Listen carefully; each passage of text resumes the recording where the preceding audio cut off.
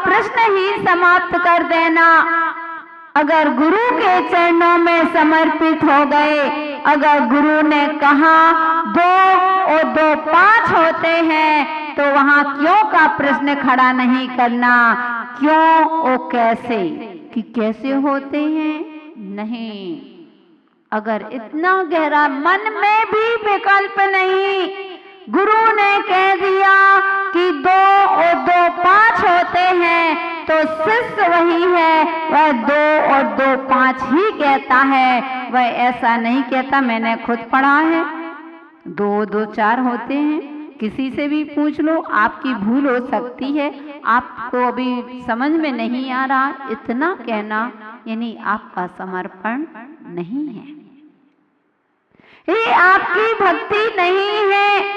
जहां क्यों और क्या का प्रश्न ही समाप्त हो जाता है, उसी का नाम समर्पण कहाँ है। आपके मन में क्यों और क्या आदि आदि प्रश्न उठ रहे हैं, तो सोच लेना कहीं किसी को बताने की आवश्यकता नहीं, स्वयं अंदाज कर लेना कि मेरा अभी गहरा समर्पण नहीं है। और जब तक गहरा समर्पण नहीं होगा, तब तक 3 काल में भी तुम्हारे जीवन में वह उपलब्धि नहीं होगी जो आप चाहते हैं।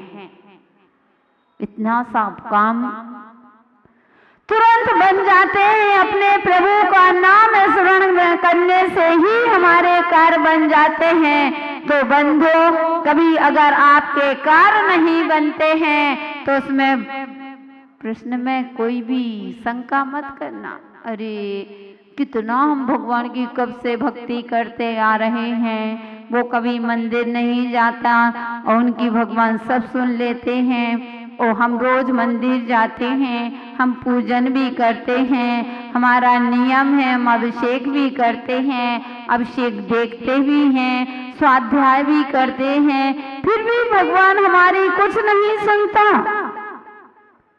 फिर भी हमारे जीवन की जरा सी भी दिशा नहीं बदल रही है, वहीं के वहीं हम खड़े हैं। और वो फलाने व्यक्ति देखो कभी मंदिर भी नहीं जाते, एक आध बार साल में मंदिर चले गए, फिर भी भगवान उनके यहाँ देता है तो छप्पर फाड़ के दे रहा है। नहीं बंधु, इसमें तुमको सोचने की आवश्यकता ही नहीं है। बस ये सोचना कहीं ना कहीं मेरी गलती जरूर है। आप उस भजन में पढ़ते हो ना, हम न सोचे हमें क्या मिला है, हमें सोचे किया क्या है अर्पण, कि कभी ये न सोचो कि हमें क्या मिला। बंधु, जो तुम्हें मिला है तुमको अंदाज ही नहीं है कि तुम्हें जो कुछ मिला है सब भगवान की अनुकंपा से ही तो मिल रहा है, तुम्हारा कुछ नहीं। इसलिए बंधु, समर्पण, और जब समर्पण हो जाता है, फिर दुनिया अगर तुमको ठुकराती है तो भगवान अपने आप तुमको अपना लेते हैं। एक बार एक ग्वाला,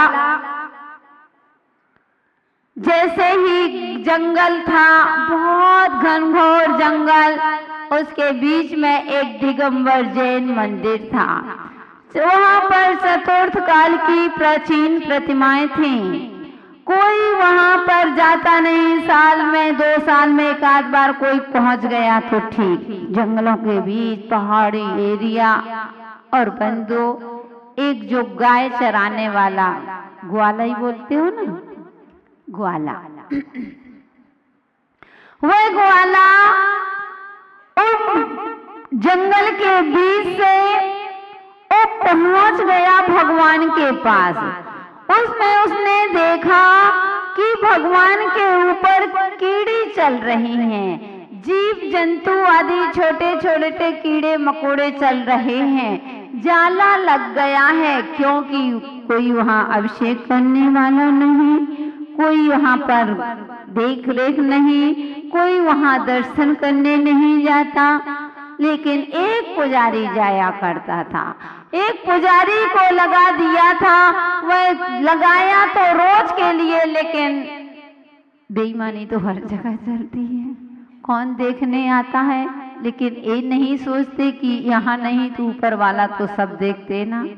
ठीक है, बाहर के लोग नहीं, जिसने तुमको लगाया वह नहीं देख रहा, लेकिन ऊपर वाला तो सभी देख रहा है। लेकिन उससे वह अनविंग वह जाता, 1 सप्ताह 2 सप्ताह में चला जाता, वो पैसा पूरा लेता है।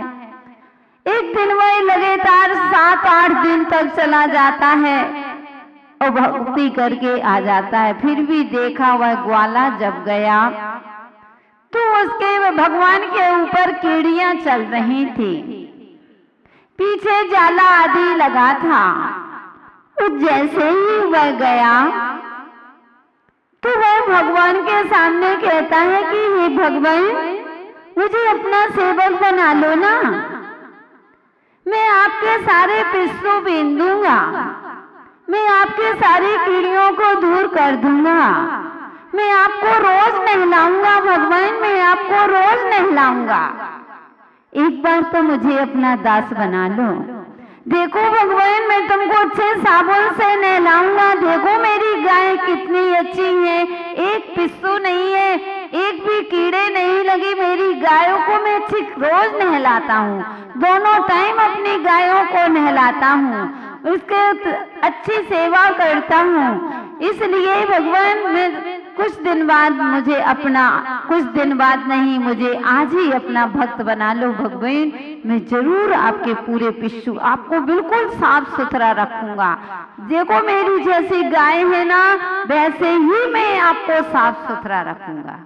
अब आप कहोगे कैसा पागल था, क्या ये भक्ति थी?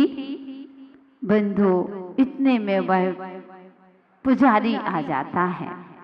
जैसे ही वह सुनता है कि भगवान मुझे अपना दास बना लो, मैं आपके सारे पिस्सू बीन दूंगा, मैं आपको साबुन से नहलाऊंगा, मैं आपको साफ सुथरा रखूंगा, तेल लगाऊंगा, मैं अपनी देखो मेरी गाय कितनी अच्छी लग रही है, ऐसे में तुमको आपको भी अच्छे से रखूंगा, भगवान मुझे अपना एक बार दास तो बनाओ। इतना कहा। अब उसने सुना, उस पुजारी ने इतना डांट लगाया, इतना उसको डांटा और हाथ पकड़ के धक्का मार के भगा देता है कि तुमने क्या समझ रख रहा है, ये मंदिर है, ये भगवान है, इस तरह से भगवान से कभी बातें करते हैं क्या? एक तो तुम वैसे ही नीच कुल में जन्म लिया और ऊपर से इस तरह से बातें करते हो, तुमको नरकों में जाना पड़ेगा, आदि आदि बंदो। इतनी उसने बातें करी, वो ग्वाला था, घबरा गया। उसने कहा तुमको दुख होंगे, कष्ट होंगे, तुम्हारा परिवार अच्छा नहीं रह सकता। वो घबरा गया कि मैं कहाँ आ गया, और वह जाकर के भाग जाता है। जैसे ही भागा, अब अकेला वह पुजारी रह गया। आवाज आती है, भगवान नहीं बोलते, ध्यान रखना, कभी भी भगवान को तुम चावल चढ़ाओ तो भगवान तुमसे खुश नहीं होते, और भगवान को तुम गाली बक के आ जाओ तो भगवान तुमसे रुष्ट नहीं होते हैं, क्योंकि वो तो सिद्धालय में बैठ चुके हैं। अब तुमको जो भी पुण्य पाप है तो तुमको ही लगना है, तुम्हारे खुशी में खुशी नहीं हो, तुम्हारे दुख में कभी दुखी नहीं। भगवान तो वीतरागी हैं, लेकिन जो उनके यक्ष यक्षिणी देवी देवता होते हैं, और जैसे ही उस अधहा से आवाज आती है कि हे पुजारी तुमने बहुत अनर्थ किया, वह विचार करने लगा, अरे मैंने क्या अनर्थ किया? बोले बहुत अनर्थ किया है तुमने, मेरा जो अच्छा भक्त था, सच्चे भक्त को तुमने मेरे भगा दिया है, तुम्हारा अनर्थ होगा, बुलाओ। तो वह चारों तरफ देखता है, वह कहता है कि ये कहाँ से आवाज आ रही है? फिर वह दोबारा कहता है कि ध्यान रख, मैं तुम्हारा भगवान, ये किसकी आवाज? मैं आपकी इतनी सेवा करता हूँ, रोज मैं वहाँ से जंगल से अकेला आता हूँ, अपने सब कुछ छोड़ करके, डर भय छोड़ करके आपके चरणों में आता हूँ, वो आज तक आपने मेरा पक्ष नहीं लिया, आज तक आपको ये नहीं कहा कि और एक दिन के लिए वह भी आपसे आपकी भक्ति नहीं की, कुछ भी नहीं किया, इस तरह से कह रहा है, इस तरह से कह रहा है कि तुम मेरे भक्त को तुमने मुझे भगा दिया, तुमने मेरे भक्त को अपमान किया और भगवान मैं आपका भक्त नहीं हूं। इतना भी भेदभाव। वहां से पुनः आवाज आती है कि भक्ति समर्पण देखती है, भक्ति समर्पण देखती है, भक्ति गीतों को नहीं, भक्ति तो भावनाओं को देखा करती है। उसकी भावना भले ही शब्द ऐसे थे, भगवान मैं आपके पिस्सू बेन दूंगा, भगवान मैं आपको तेल लगा दूंगा, आपको रोज साबुन से नहलाऊंगा।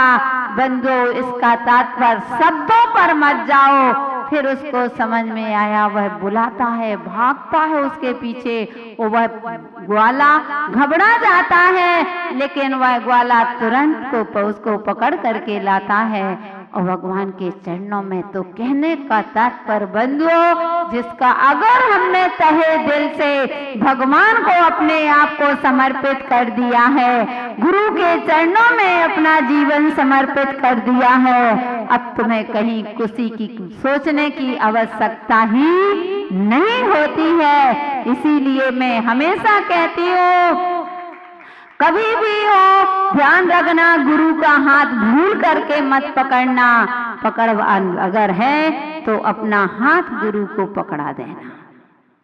क्यों? क्योंकि तुम्हारा अभी इतना गहरा समर्पण नहीं है।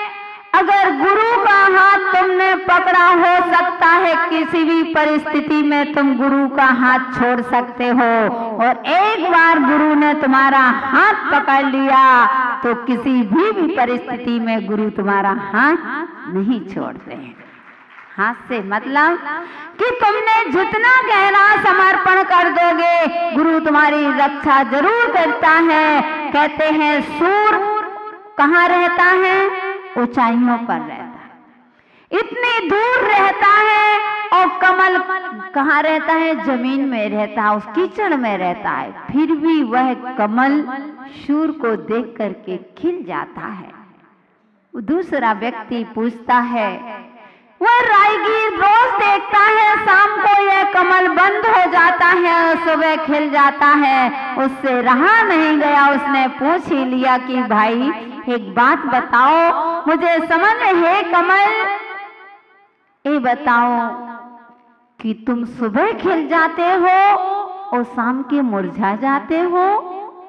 तो उसने कहा कि मेरा आराध्य प्रातः काल की वेला में निकलता हूँ, मैं अपने आराध्य के गुणों को देख करके खुश हो जाता हूँ तो खिल जाता हूँ, और शाम के मेरा आराध्य अस्त हो जाता है, इसलिए मैं दुखी हो जाता हूँ, मैं मुरझा जाता हूँ। तो उसने कहा, सूर आखिर तुम्हें क्या देता है जो तुम इतने खुश हो जाते हो? तो उसने कहा, अगर सूर मुझे देने लगे, बाद में खिलूं, ये तो एक सौदा हो जाएगा, समर्पण की परिभाषा ही खत्म हो जाएगी। इसलिए बंधु, अगर भक्ति करते हो, आराधना करते हो, तो बड़े समर्पण के साथ करना। क्यों और क्या का प्रश्न समाप्त कर देना, तभी हमारा जीवन एक ऊंचाइयों पर जा रहा है। तो यही आचार्य महाराज कह रहे थे कि हे भगवान,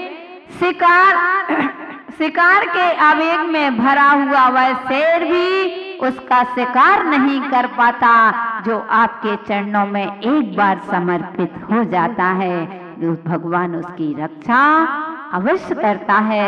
इस तरह से चलते हैं। आज 40वां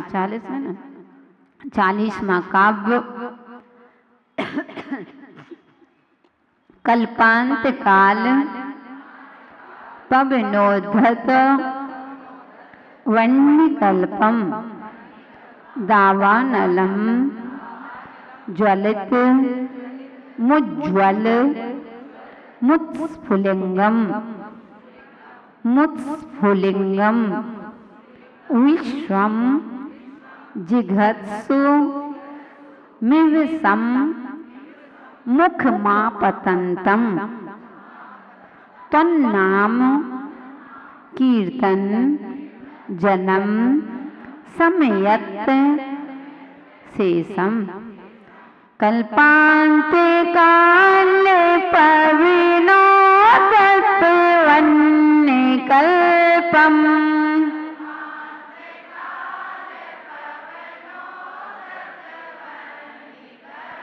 दावानलम ज्वलिते मोज्ज्वल मुस्फुलिंगम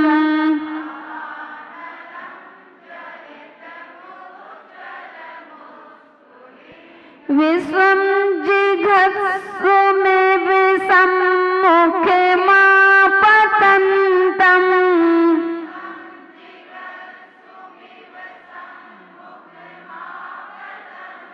तन्नाम कीर्तन जलम समयत शेषम।